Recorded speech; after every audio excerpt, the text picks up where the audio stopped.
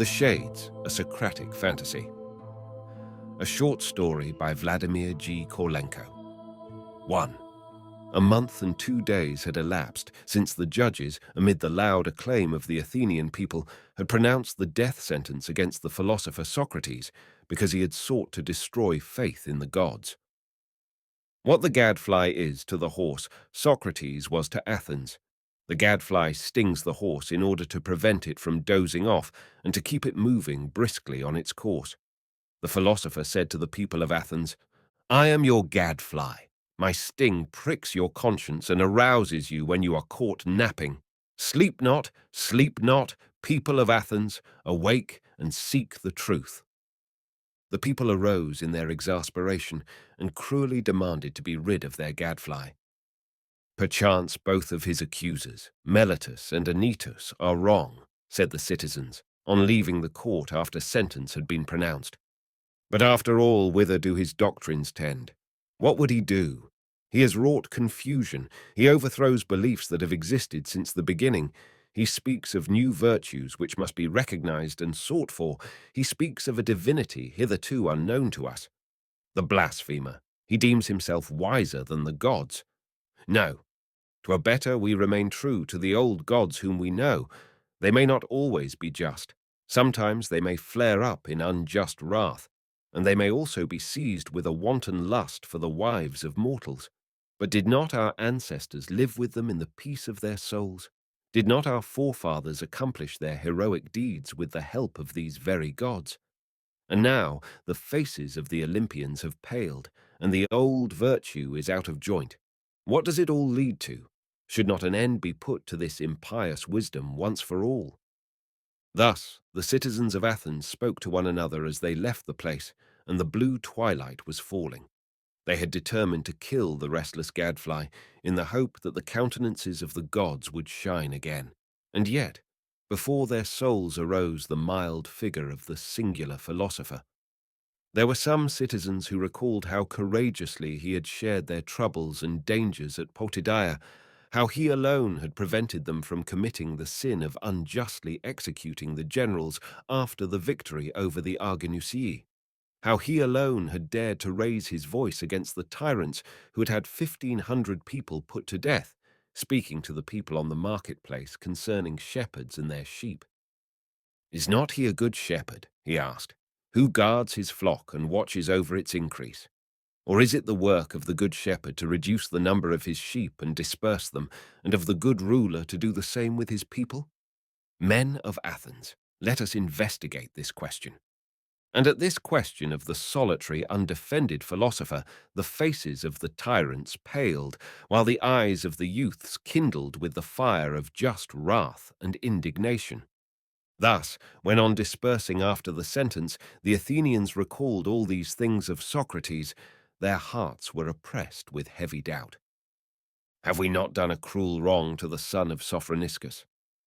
But then the good Athenians looked upon the harbour and the sea, and in the red glow of the dying day, they saw the purple sails of the sharp-keeled ship sent to the Delian festival, shimmering in the distance on the blue Pontus. The ship would not return until the expiration of a month, and the Athenians recollected that during this time no blood might be shed in Athens, whether the blood of the innocent or the guilty. A month, moreover, has many days and still more hours. Supposing the son of Sophroniscus had been unjustly condemned, who would hinder his escaping from the prison, especially since he had numerous friends to help him?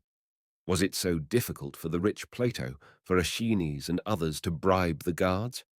Then the restless gadfly would flee from Athens to the barbarians in Thessaly, or to the Peloponnesus, or, still farther, to Egypt. Athens would no longer hear his blasphemous speeches. His death would not weigh upon the conscience of the worthy citizens, and so everything would end for the best of all.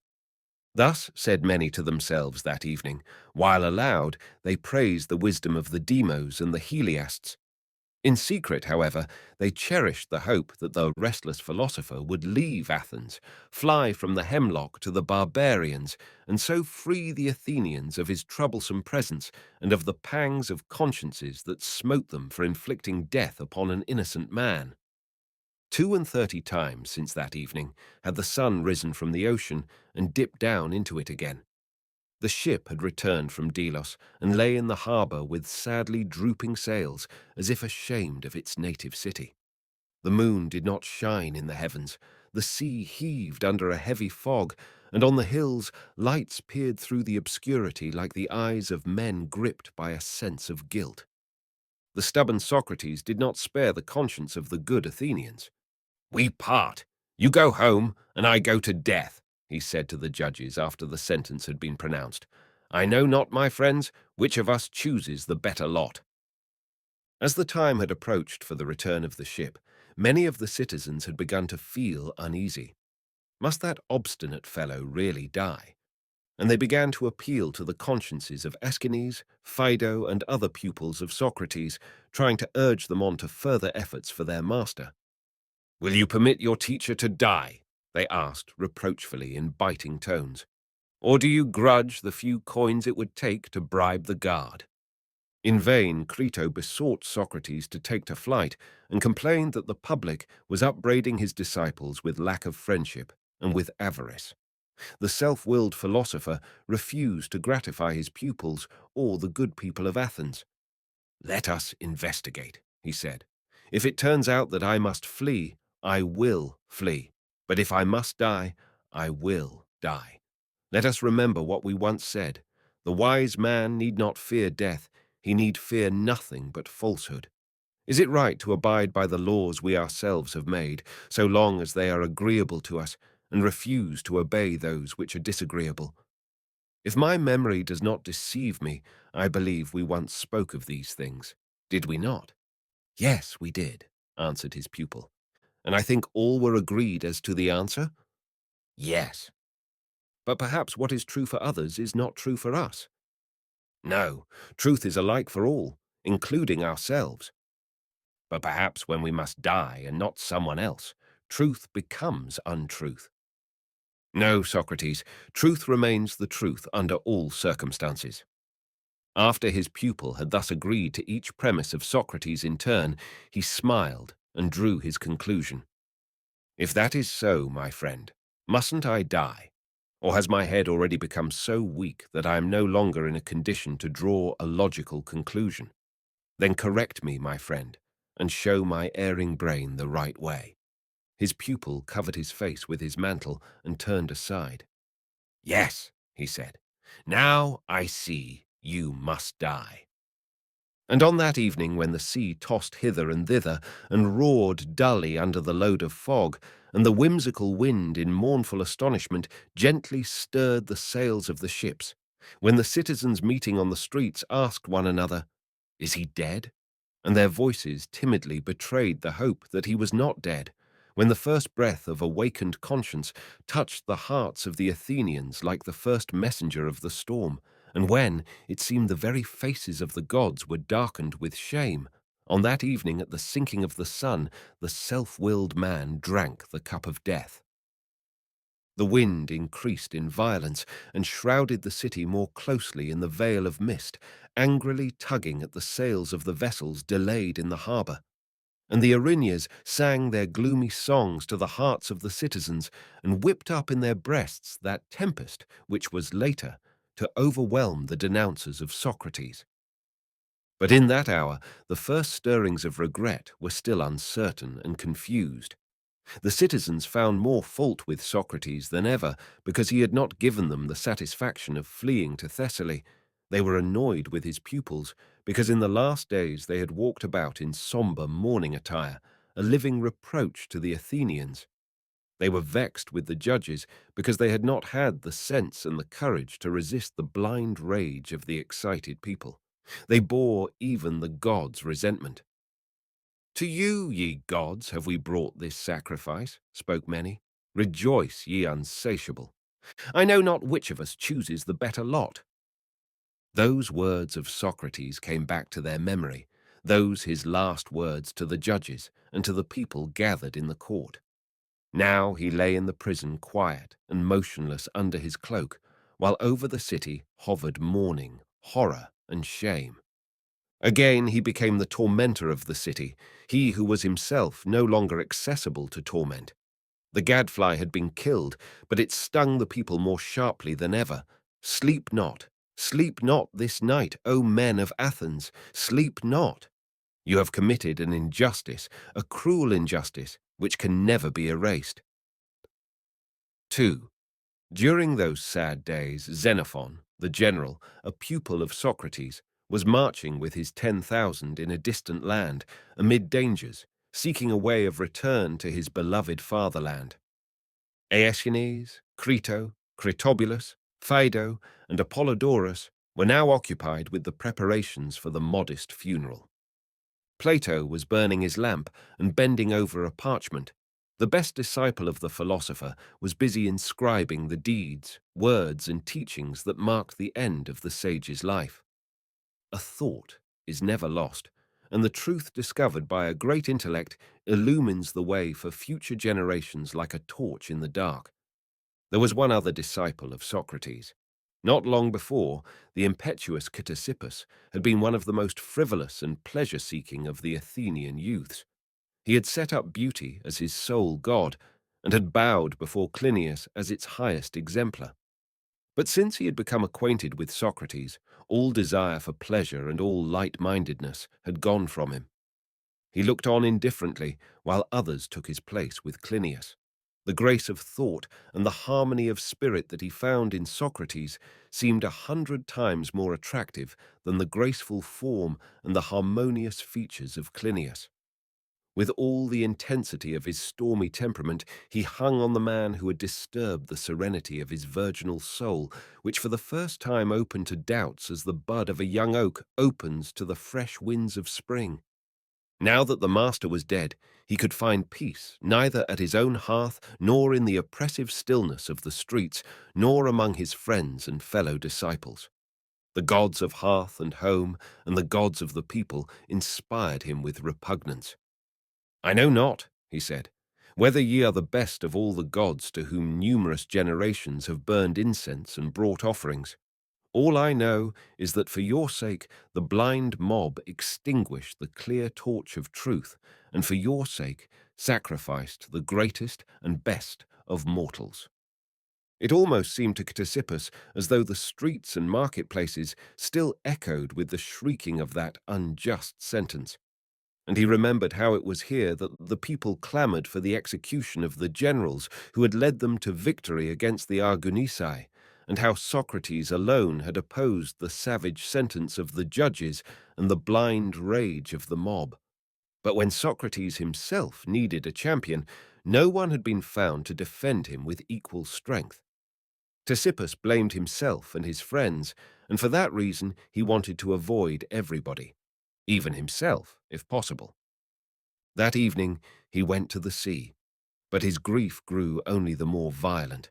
It seemed to him that the mourning daughters of Nereus were tossing hither and thither on the shore, bewailing the death of the best of the Athenians and the folly of the frenzied city. The waves broke on the rocky coast with a growl of lament. Their booming sounded like a funeral dirge. He turned away, left the shore, and went on further without looking before him. He forgot time and space and his own ego, filled only with the afflicting thought of Socrates. Yesterday he still was. Yesterday his mild words still could be heard. How is it possible that today he no longer is? O night, O giant mountain shrouded in mist, O heaving sea moved by your own life, O restless winds that carry the breath of an immeasurable world on your wings, O starry vault flecked with flying clouds, take me to you, disclose to me the mystery of this death, if it is revealed to you. And if ye know not, then grant my ignorant soul your own lofty indifference. Remove from me these torturing questions. I no longer have strength to carry them in my bosom without an answer, without even the hope of an answer. For who shall answer them, now that the lips of Socrates are sealed in eternal silence, and eternal darkness is laid upon his lids? Thus Ctesippus cried out to the sea and the mountains, and to the dark night, which followed its invariable course, ceaselessly, invisibly, over the slumbering world. Many hours passed before Ctesippus glanced up and saw whither his steps had unconsciously led him. A dark horror seized his soul as he looked about him. 3. It seemed as if the unknown gods of eternal night had heard his impious prayer. Ctesippus looked about, without being able to recognize the place where he was. The lights of the city had long been extinguished by the darkness. The roaring of the sea had died away in the distance. His anxious soul had even lost the recollection of having heard it.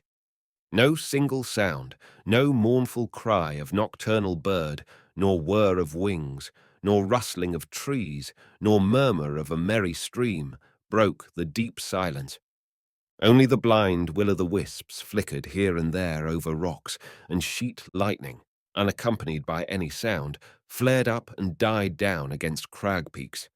This brief illumination merely emphasized the darkness, and the dead light disclosed the outlines of dead deserts crossed by gorges like crawling serpents and rising into rocky heights in a wild chaos. All the joyous gods that haunt green groves, purling brooks, and mountain valleys seemed to have fled forever from these deserts.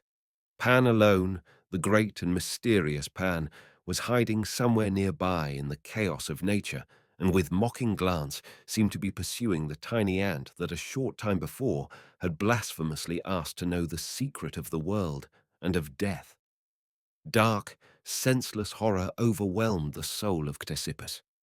It is thus that the sea in stormy flood tide overwhelms a rock on the shore. Was it a dream? Was it reality? Or was it the revelation of the unknown divinity? Ctesippus felt that in an instant he would step across the threshold of life, and that his soul would melt into an ocean of unending, inconceivable horror, like a drop of rain in the waves of the grey sea on a dark and stormy night. But at this moment, he suddenly heard voices that seemed familiar to him, and in the glare of the sheet lightning, his eyes recognized human figures. 4. On a rocky slope sat a man in deep despair. He had thrown a cloak over his head and was bowed to the ground. Another figure approached him softly, cautiously climbing upward and carefully feeling every step. The first man uncovered his face and exclaimed, "Is that you I just now saw, my good Socrates? Is that you passing by me in this cheerless place? I've already spent many hours here without knowing when day will relieve the night. I have been waiting in vain for the dawn." "Yes, I am Socrates, my friend, and are you not Elpidias who died 3 days before me?" "Yes, I am Elpidias, formerly the richest tanner in Athens, now the most miserable of slaves. For the first time I understand the words of the poet. Better to be a slave in this world than a ruler in gloomy Hades." "My friend, if it is disagreeable for you where you are, why don't you move to another spot?" "Oh, Socrates, I marvel at you. How dare you wander about in this cheerless gloom? I sit here overcome with grief and bemoan the joys of a fleeting life.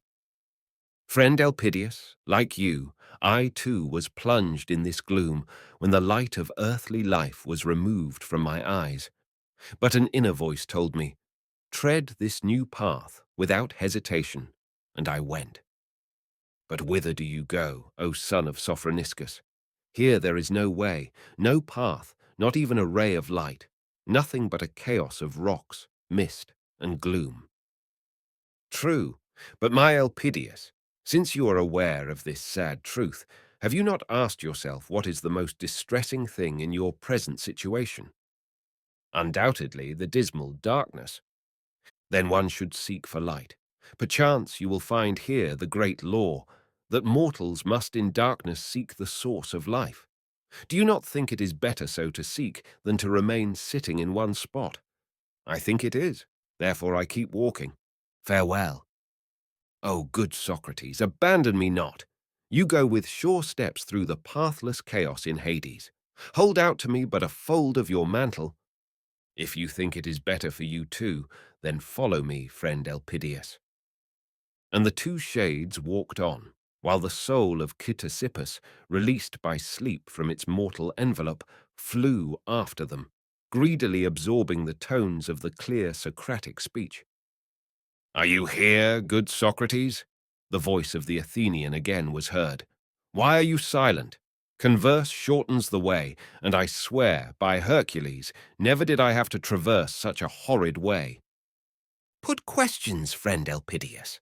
The question of one who seeks knowledge brings forth answers and produces conversation." Elpidias maintained silence for a moment, and then, after he had collected his thoughts, asked, "Yes, this is what I wanted to say. Tell me, my poor Socrates, did they at least give you a good burial?" "I must confess, friend Elpidias, I cannot satisfy your curiosity." "I understand, my poor Socrates. It doesn't help you cut a figure. Now with me it was so different. Oh, how they buried me, how magnificently they buried me, my poor fellow wanderer. I still think with great pleasure of those lovely moments after my death. First they washed me and sprinkled me with well-smelling balsam. Then my faithful Larissa dressed me in garments of the finest weave. The best mourning women of the city tore their hair from their heads because they had been promised good pay, and in the family vault they placed an amphora, a crater with beautiful decorated handles of bronze, and besides, a vial. Stay, friend Elpidias. I am convinced that the faithful Larissa converted her love into several minors. Yet, exactly 10 minas and 4 drachmas, not counting the drinks for the guests. I hardly think that the richest tanner can come before the souls of his ancestors and boast of such respect on the part of the living. Friend Elpidias, don't you think that money would have been of more use to the poor people who are still alive in Athens than to you at this moment? "Admit, Socrates, you are speaking in envy," responded Elpidias, pained. "I am sorry for you, unfortunate Socrates, although between ourselves you really deserved your fate. I myself in the family circle said more than once that an end ought to be put to your impious doings, because— Stay, friend. I thought you wanted to draw a conclusion, and I fear you are straying from the straight path. Tell me, my good friend, whither does your wavering thought tend? I wanted to say that in my goodness I am sorry for you. A month ago I myself spoke against you in the assembly, but truly none of us who shouted so loud wanted such a great ill to befall you.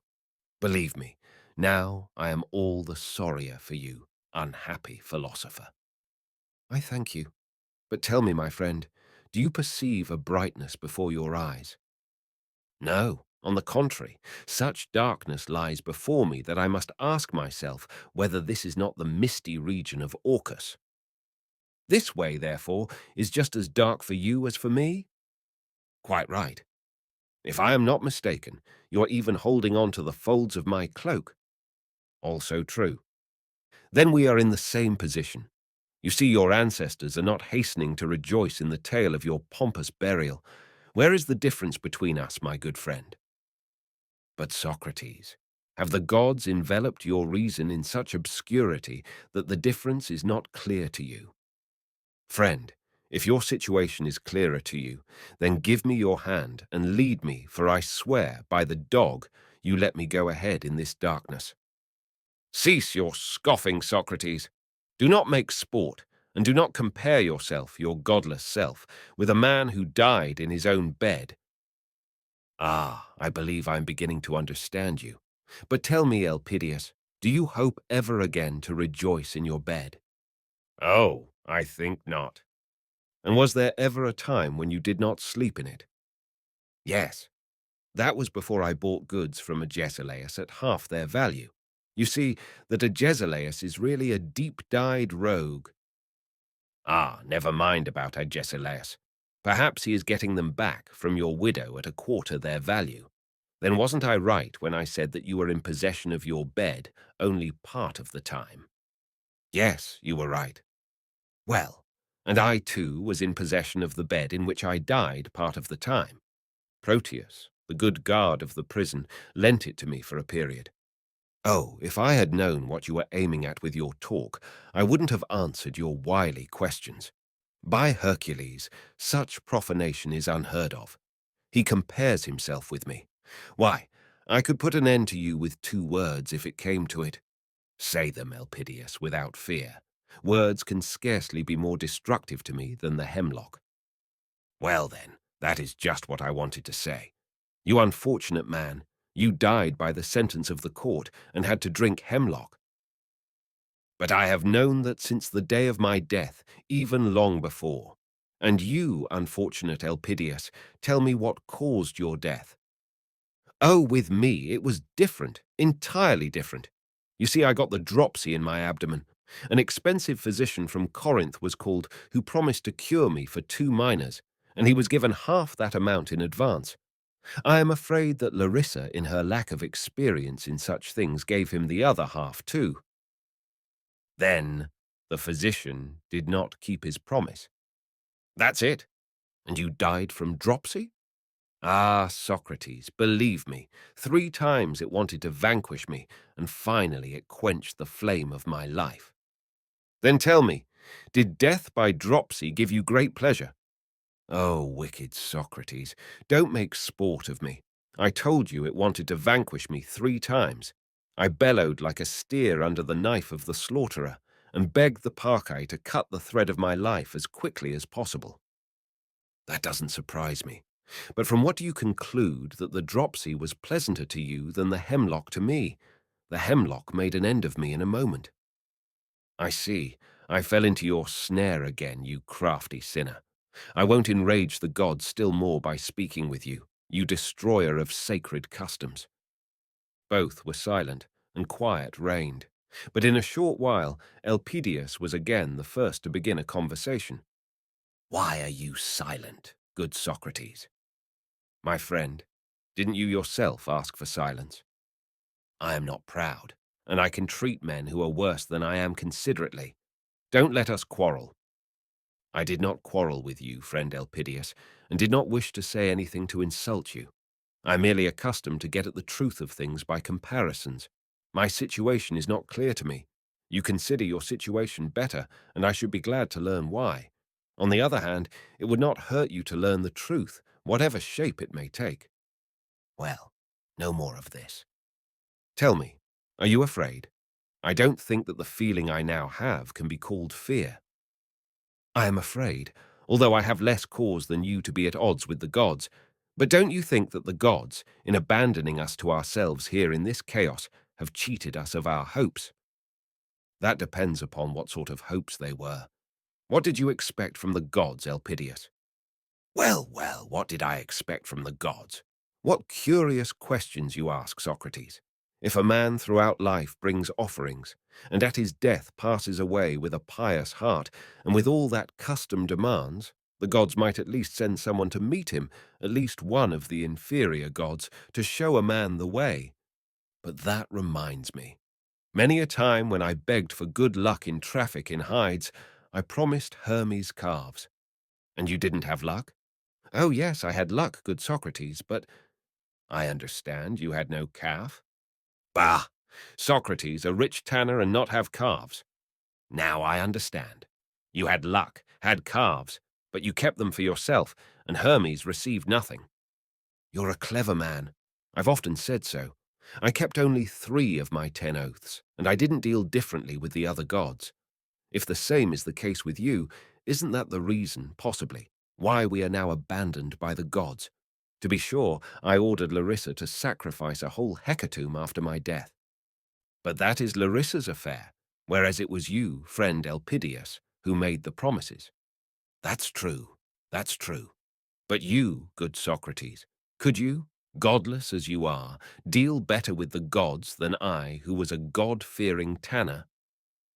My friend, I know not whether I dealt better or worse. At first I brought offerings without having made vows. Later I offered neither calves nor vows. What? Not a single calf, you unfortunate man? Yes, friend. If Hermes had had to live by my gifts, I'm afraid he would have grown very thin. I understand. You did not traffic in cattle, so you offered articles of some other trade, probably a mina or so of what the pupils paid you. You know, my friend, I didn't ask pay of my pupils, and my trade scarcely sufficed to support me. If the gods reckoned on the sorry remnants of my meals, they miscalculated. Oh, blasphemer! In comparison with you, I can be proud of my piety. Ye gods, look upon this man. I did deceive you at times, but now and then I shared with you the surplus of some fortunate deal. He who gives at all gives much in comparison with a blasphemer who gives nothing. Socrates, I think you had better go on alone. I fear that your company, godless one, damages me in the eyes of the gods. As you will, good Elpidias. I swear by the dog, no one shall force his company on another. Unhand the fold of my mantle, and farewell. I will go on alone. And Socrates walked forward with a sure tread, feeling the ground, however, at every step. But Elpidias behind him instantly cried out, "Wait, wait, my good fellow citizen. Do not leave an Athenian alone in this horrible place. I was only making fun. Take what I said as a joke, and don't go so quickly. I marvel how you can see a thing in this hellish darkness. Friend, I have accustomed my eyes to it." "That's good. Still I can't approve of your not having brought sacrifices to the gods. No, I can't, poor Socrates. I can't. The honourable Sophroniscus certainly taught you better in your youth, and you yourself used to take part in the prayers. I saw you. Yes, but I am accustomed to examine all our motives, and to accept only those that after investigation prove to be reasonable. And so a day came on which I said to myself, Socrates, here you are praying to the Olympians. Why are you praying to them? Elpidias laughed. Really, you philosophers sometimes don't know how to answer the simplest questions. I'm a plain tanner who never in my life studied sophistry, yet I know why I must honor the Olympians. Tell me quickly, so that I too may know why. Why? Ha, ha! It's too simple, you wise Socrates. So much the better if it's simple. But don't keep your wisdom from me. Tell me, why must one honor the gods? Why? Because everybody does it. Friend, you know very well that not everyone honors the gods. Wouldn't it be more correct to say many? Very well, many. But tell me, don't more men deal wickedly than righteously? I think so. You find more wicked people than good people. Therefore, if you follow the majority, you ought to deal wickedly and not righteously. What are you saying? I'm not saying it, you are, but I think the reason that men reverence the Olympians is not because the majority worship them. We must find another, more rational ground. Perhaps you mean they deserve reverence? Yes, very right. Good. But then arises a new question. Why do they deserve reverence? Because of their greatness. Ah, that's more like it. Perhaps I will soon be agreeing with you. It only remains for you to tell me wherein their greatness consists. That's a difficult question, isn't it? Let us seek the answer together. Homer says that the impetuous Ares, when stretched flat on the ground by a stone thrown by Pallas Athene, covered with his body the space that can be travelled in 7 mornings. You see what an enormous space. Is that wherein greatness consists? There you have me, my friend. That raises another question. Do you remember the athlete Theophantes? He towered over the people a whole head's length, whereas Pericles was no larger than you. But whom do we call great, Pericles or Theophantes? I see that greatness does not consist in size of body. In that you're right. I'm glad we agree. Perhaps greatness consists in virtue? Certainly. I think so too. Well then, who must bow to whom? The small before the large, or those who are great in virtues before the wicked? The answer is clear. I think so too. Now we will look further into this matter. Tell me truly, did you ever kill other people's children with arrows? It goes without saying, never. Do you think so ill of me? Nor have you, I trust, ever seduced the wives of other men. I was an upright tanner and a good husband. Don't forget that, Socrates, I beg of you.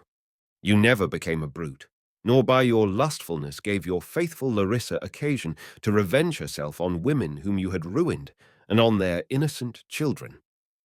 You anger me, really, Socrates. But perhaps you snatched your inheritance from your father and threw him into prison. Never. Why these insulting questions? Wait, my friend. Perhaps we will both reach a conclusion. Tell me, would you have considered a man great who had done all these things of which I have spoken? No, no, no. I should have called such a man a scoundrel and lodged public complaint against him with the judges in the marketplace. Well, Elpidias, why did you not complain in the marketplace against Zeus and the Olympians? The son of Cronos carried on war with his own father and was seized with brutal lust for the daughters of men, while Hera took vengeance upon innocent virgins. Did not both of them convert the unhappy daughter of Inachos into a common cow? Did not Apollo kill all the children of Niobe with his arrows? Did not Calenius steal bulls? Well then, Elpidias, if it is true that he who has less virtue must do honor to him who has more, then you should not build altars to the Olympians, but they to you. Blaspheme not, impious Socrates. Keep quiet. How dare you judge the acts of the gods? Friend, a higher power has judged them. Let us investigate the question. What is the mark of divinity? I think you said greatness, which consists in virtue. Now is not this greatness the one divine spark in man? But if we test the greatness of the gods by our small human virtues, and it turns out that that which measures is greater than that which is measured, then it follows that the divine principle itself condemns the Olympians. But then, what then? Then, friend Elpidias, they are no gods, but deceptive phantoms, creations of a dream. Is it not so? Ah, that's whither your talk leads, you barefooted philosopher. Now I see what they said of you is true. You are like that fish that takes men captive with its look. So you took me captive in order to confound my believing soul and awaken doubt in it. It was already beginning to waver in its reverence for Zeus. Speak alone. I won't answer any more. Be not wrathful, Elpidias. I don't wish to inflict any evil upon you. But if you are tired of following my arguments to their logical conclusions, permit me to relate to you an allegory of a Milesian youth. Allegories rest the mind, and the relaxation is not unprofitable. Speak, if your story is not too long and its purpose is good. Its purpose is truth, friend Elpidias, and I will be brief. Once, you know, in ancient times, Miletus was exposed to the attacks of the barbarians. Among the youth who were seized was a son of the wisest and best of all the citizens in the land. His precious child was overtaken by a severe illness and became unconscious. He was abandoned and allowed to lie like worthless booty. In the dead of night, he came to his senses.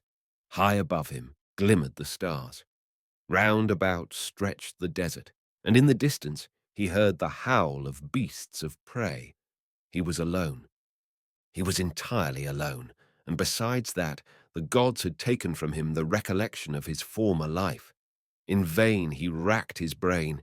It was as dark and empty as the inhospitable desert in which he found himself. But somewhere, far away, behind the misty and obscure figures conjured up by his reason, loomed the thought of his lost home and a vague realization of the figure of the best of all men, and in his heart resounded the word father. Doesn't it seem to you that the fate of this youth resembles the fate of all humanity? How so? Do we not all awake to life on earth with a hazy recollection of another home?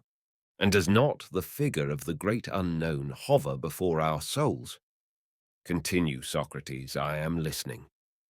The youth revived, arose, and walked cautiously, seeking to avoid all dangers. When after long wanderings his strength was nearly gone, he discerned a fire in the misty distance, which illumined the darkness and banished the cold. A faint hope crept into his weary soul, and the recollections of his father's house again awoke within him. The youth walked toward the light and cried, "It is you, my father, it is you." And was it his father's house? No, it was merely a night lodging of wild nomads. So for many years he led the miserable life of a captive slave, and only in his dreams saw the distant home and rested on his father's bosom. Sometimes, with weak hand, he endeavored to lure from dead clay or wood or stone the face and form that ever hovered before him. There even came moments when he grew weary and embraced his own handiwork and prayed to it and wet it with his tears. But the stone remained cold stone, and as he waxed in years the youth destroyed his creations, which already seemed to him a vile defamation of his ever-present dreams. At last, fate brought him to a good barbarian, who asked him for the cause of his constant mourning.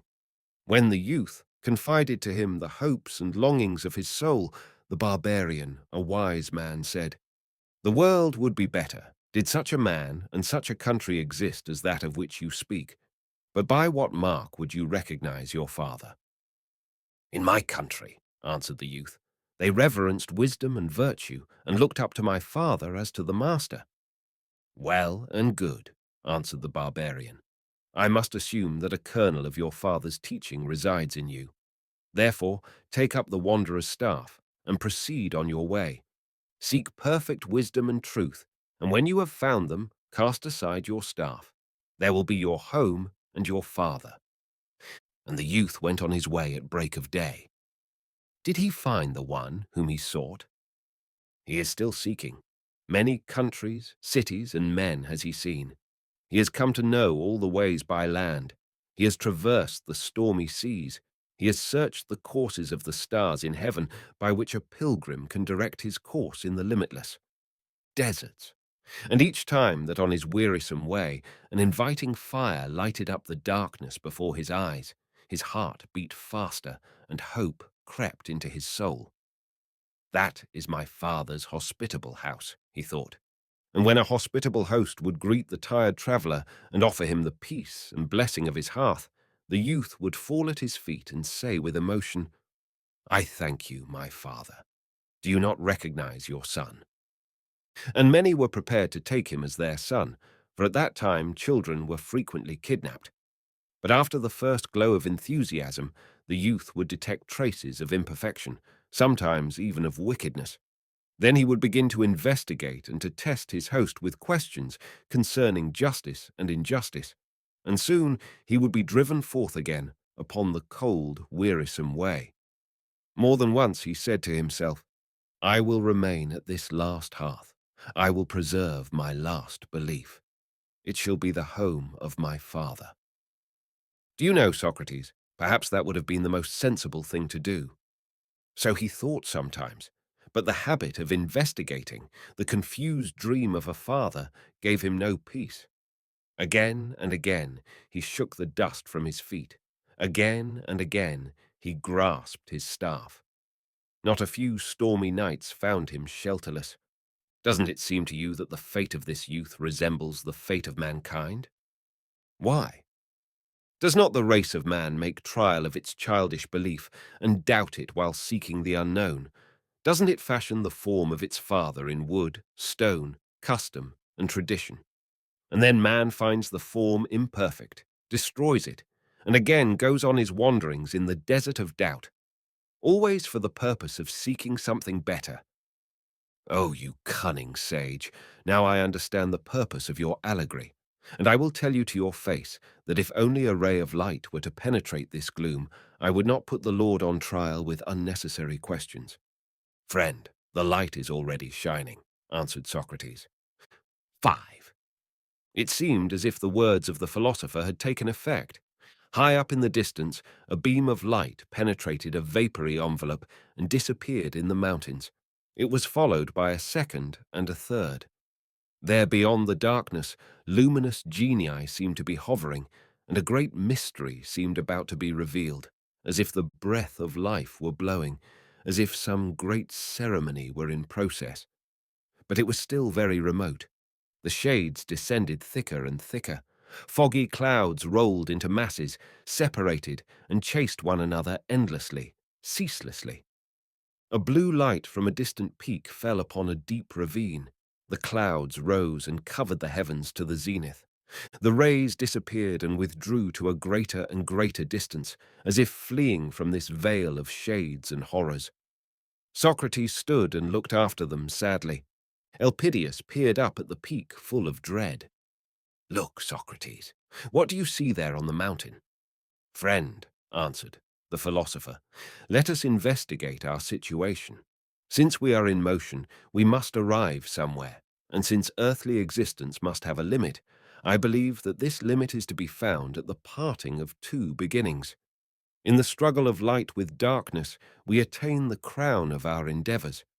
Since the ability to think has not been taken from us, I believe that it is the will of the divine being who called our power of thinking into existence that we should investigate the goal of our endeavors ourselves. Therefore, Elpidias, let us in dignified manner go to meet the dawn that lies beyond those clouds." "Oh, my friend, if that is the dawn, I would rather the long cheerless night had endured forever, for it was quiet and peaceful. Don't you think our time passed tolerably well in instructive converse? And now my soul trembles before the tempest drawing nigh. Say what you will, but there before us are no ordinary shades of the dead night." Zeus hurled a bolt into the bottomless gulf. Ctesippus looked up to the peak, and his soul was frozen with horror. Huge, somber figures of the Olympian gods crowded on the mountain in a circle. A last ray shot through the region of clouds and mists and died away like a faint memory. A storm was approaching now, and the powers of night were once more in the ascendant. Dark figures covered the heavens. In the center, Ctesippus could discern the all-powerful son of Kronos surrounded by a halo. The somber figures of the older gods encircled him in wrathful excitement. Like flocks of birds winging their way in the twilight, like eddies of dust driven by a hurricane, like autumn leaves lashed by Boreas, numerous minor gods hovered in long clouds and occupied the spaces. When the clouds gradually lifted from the peak and sent down dismal horror to embrace the earth, Ctesippus fell upon his knees. Later, he admitted that in this dreadful moment he forgot all his master's deductions and conclusions. His courage failed him, and terror took possession of his soul. He merely listened. Two voices resounded there where before had been silence. The one, the mighty and threatening voice of the Godhead, the other, the weak voice of a mortal, which the wind carried from the mountain slope to the spot where Ctesippus had left Socrates. "Are you," thus spake the voice from the clouds, "are you the blasphemous Socrates who strives with the gods of heaven and earth? Once there were none so joyous, so immortal as we.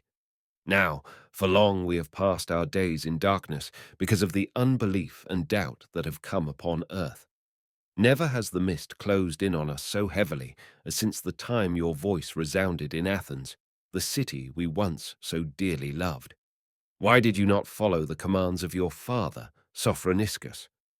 The good man permitted himself a few little sins, especially in his youth, yet by way of recompense we frequently enjoyed the smell of his offerings. Stay, son of Kronos, and solve my doubts. Do I understand that you prefer cowardly hypocrisy to searchings for the truth?"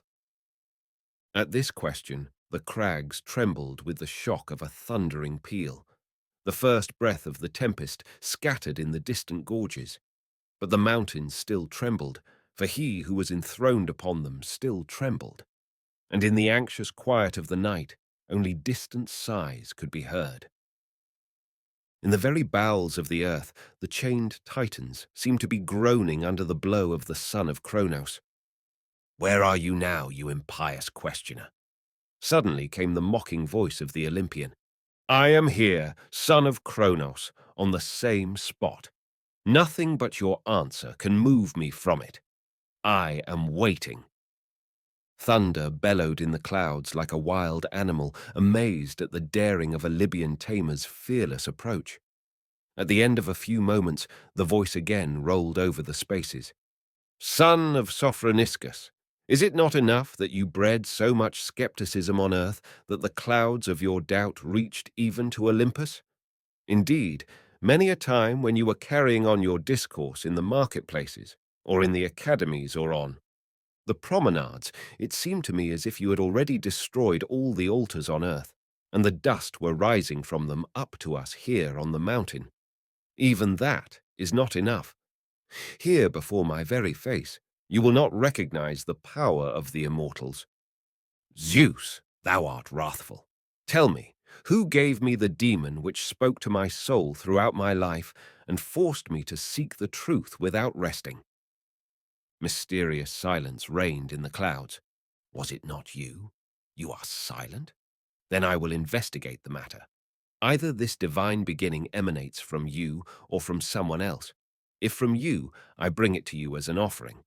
I offer you the ripe fruit of my life, the flame of the spark of your own kindling. See, son of Kronos, I preserved my gift. In my deepest heart grew the seed that you sowed. It is the very fire of my soul. It burned in those crises when with my own hand I tore the thread of life. Why will you not accept it? Would you have me regard you as a poor master whose age prevents him from seeing that his own pupil obediently follows out his commands? Who are you that would command me to stifle the flame that has illuminated my whole life ever since it was penetrated by the first ray of sacred thought? The sun says not to the stars, "Be extinguished that I may rise."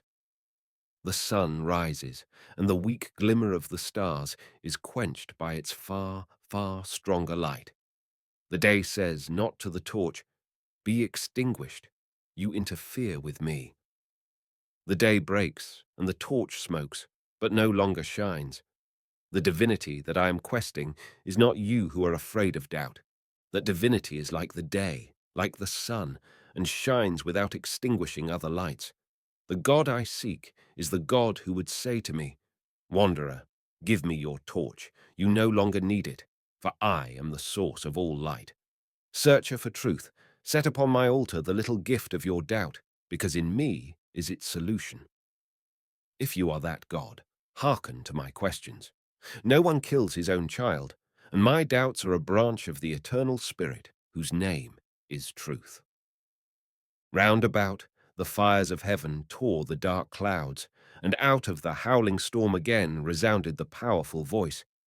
Whither did your doubts tend, you arrogant sage, who renounce humility, the most beautiful adornment of earthly virtues?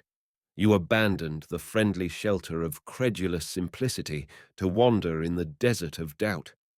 You have seen this dead space from which the living gods have departed.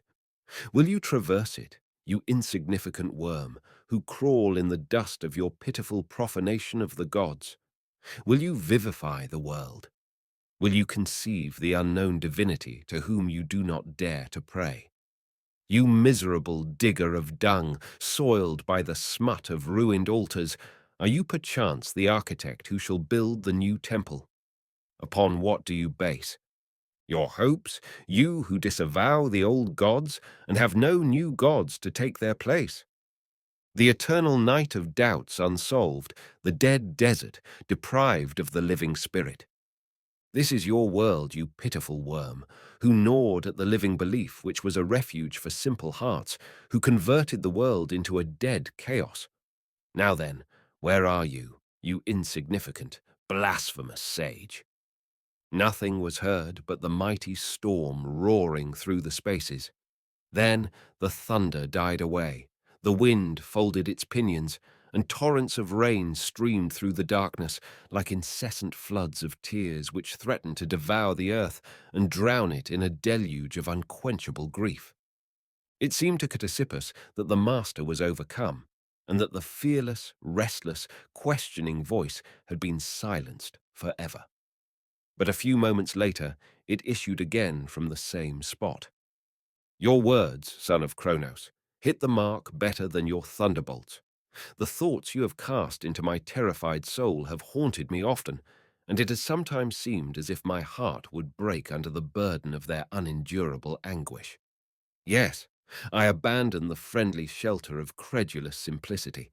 Yes, I have seen the spaces from which the living gods have departed enveloped in the night of eternal doubt.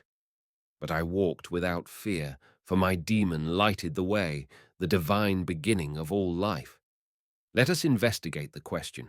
Are not offerings of incense burnt on your altars in the name of him who gives life? You are stealing what belongs to another. Not you, but that other is served by credulous simplicity.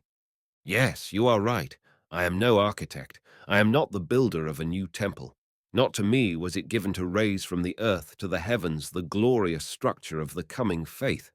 I am one who digs dung, soiled by the smut of destruction. But my conscience tells me, son of Kronos, that the work of one who digs dung is also necessary for the future temple.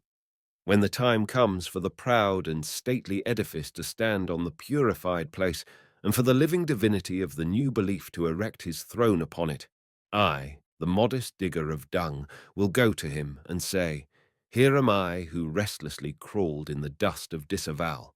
When surrounded by fog and soot, I had no time to raise my eyes from the ground. My head had only a vague conception of the future building. Will you reject me, you just one, just and true and great?" Silence and astonishment reigned in the spaces. Then Socrates raised his voice and continued, "The sunbeam falls upon the filthy puddle, and light vapor, leaving heavy mud behind, rises to the sun, melts, and dissolves in the ether. With your sunbeam, you touched my dust-laden soul, and it aspired to you, unknown one, whose name is mystery. I sought for you because you are truth. I strove to attain to you because you are justice. I loved you because you are love. I died for you because you are the source of life. Will you reject me, O unknown? My torturing doubts, my passionate search for truth, my difficult life, my voluntary death, accept them as a bloodless offering, as a prayer, as a sigh. Absorb them as the immeasurable ether absorbs the evaporating mists. Take them, you whose name I do not know. Let not the ghosts of the night I have traversed bar the way to you, to eternal light. Give way, you shades who dim the light of the dawn. I tell you, gods of my people, you are unjust, and where there is no justice, there can be no truth, but only phantoms, creations of a dream. To this conclusion have I come, I, Socrates, who sought to fathom all things. Rise, dead mists. I go my way to him whom I have sought all my life long. The thunder burst again, a short, abrupt peal, as if the aegis had fallen from the weakened hand of the thunderer.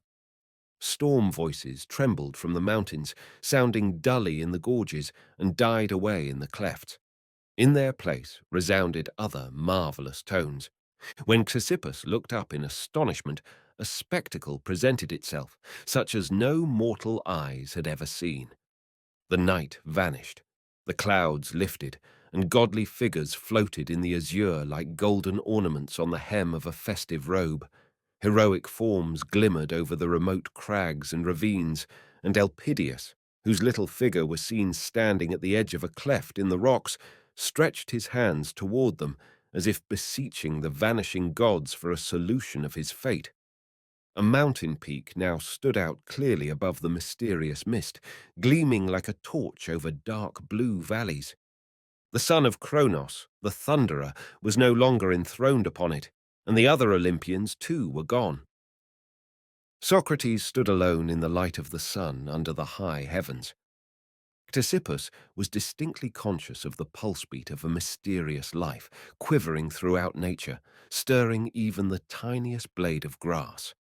A breath seemed to be stirring the balmy air, a voice to be sounding in wonderful harmony, an invisible tread to be heard, the tread of the radiant dawn. And on the illumined peak, a man still stood, stretching out his arms in mute ecstasy, moved by a mighty impulse. A moment, and all disappeared, and the light of an ordinary day shone upon the awakened soul of Chrysippus. It was like dismal twilight after the revelation of nature that had blown upon him the breath of an unknown life.